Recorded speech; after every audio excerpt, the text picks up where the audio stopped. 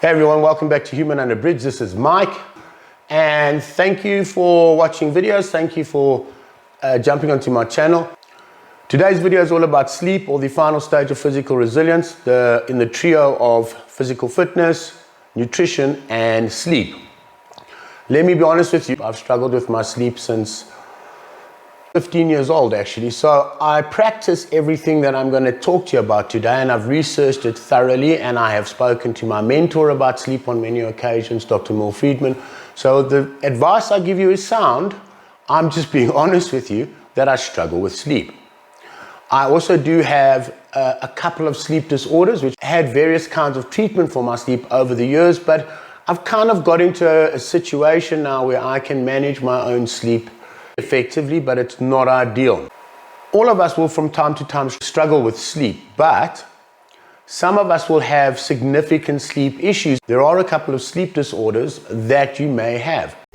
Rather than spend too much time on sleep disorders, I'd rather like to highlight some examples and then differentiate between the two types. There are sleep disorders, and then there are parasomnias, or sleep disturbances. A sleep disorder like sleep apnea, for example, which is caused by an obstructive sleep apnea, your breathing apparatus, or a centralized one from your brain, a disruption in the signals to your breathing.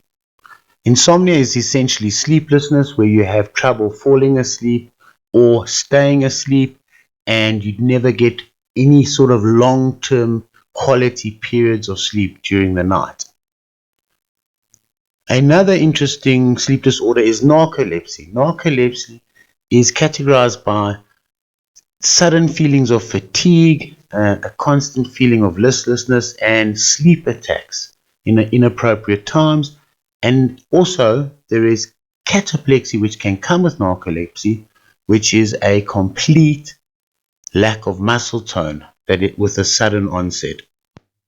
Parasomnias are sleep disturbances or sleep disorders that can be described as disturbances in your different stages of sleep during those changes in your stages. For example, from REM sleep to waking, or from non-REM sleep to REM sleep, or from wakefulness into non-REM sleep, and so on. These include parasomnias such as sleepwalking, but sleepwalking is quite a frequent one. There is also a parasomnia called nightmare disorder. Quite often it is something that accompanies post-traumatic stress disorder.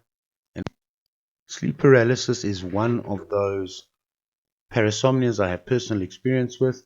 It is a parasomnia that occurs between your REM cycle and wakefulness, or falling asleep, and includes bizarre and terrifying hallucinations that usually take three universal forms. These three themes are essentially the vestibular motor sensations or hallucinations, where you feel like you are leaving your body. You can sometimes see yourself in third person. You feel yourself floating, flying, hovering above yourself, moving around the room. Then you have the chest pressure hallucinations, or the incubus hallucinations, where it feels like someone is trying to strangle you or throttle you or crush you and suffocate you. And then you have the intruder theme, where there is this evil, villainous presence in the room. It can take varying forms: monsters, demons, evil witches, gargoyles, other mythological creatures, and you can have vivid hallucinations that include all your senses. You can hear them, smell them, feel them, see them. Every sense is enacted. It can be incredibly horrific. They feel like they have complete control over you, as if it was really happening in a waking state. What's even worse is all of this is happening while you are completely paralyzed, because your muscle tone is zero, so that you don't reenact your dreams. So sleep paralysis is another one of those parasomnias. There are a couple of more. If you do have trouble sleeping, or you are plagued by certain issues, it is really good to consult an expert. Go to your GP first. Let your GP direct you towards an expert that they trust, because your GP knows you. They know you well.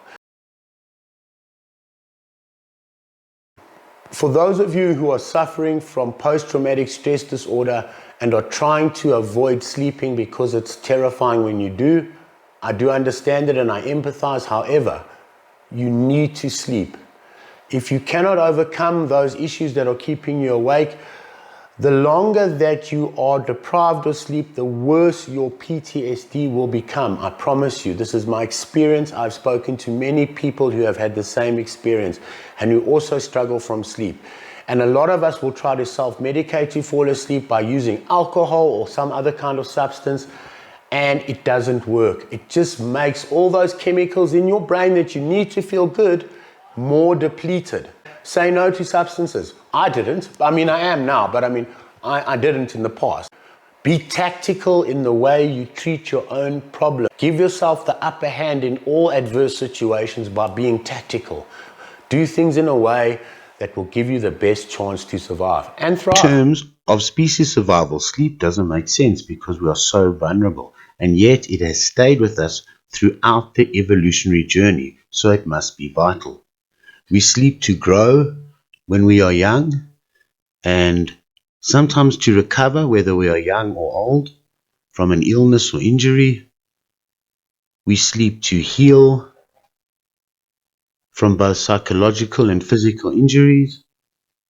And we seem to sleep for a very important part of sleep so that we can dream.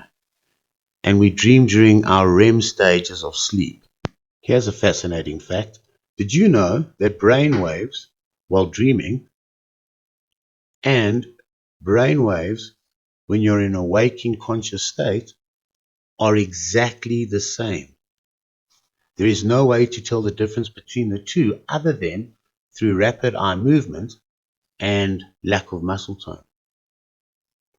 There are essentially two sleep cycles: non-REM, non-rapid eye movement, and rapid eye movement sleep. Non-REM seems to go down into deeper descending levels of deeper sleep until you reach your REM cycle. Your REM cycle starts right after your deepest stage of sleep and then starts to increase in length and frequency the closer that you get to waking up in the early hours of the morning. Is clear to everyone is that your dreams are an essential part of managing your mental health and your well-being, even if you don't remember them. Remember, just because you don't remember your dreams doesn't mean you're not having them. It just means that you weren't disturbed in your REM stage of sleep, which is your rapid eye movement stage of sleep, and that's when you are dreaming. While we are sleeping, the brain has its own kind of lymphatic system. I think it's called the glymphatic system. In fact, I'm pretty sure it is the glymphatic system.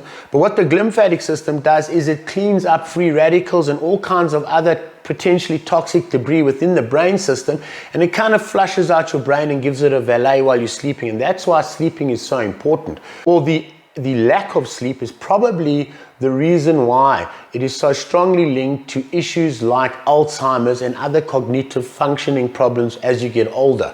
So one of the very important aspects of why we sleep is to regulate our moods. When you can't regulate your emotions, it affects your physical environment.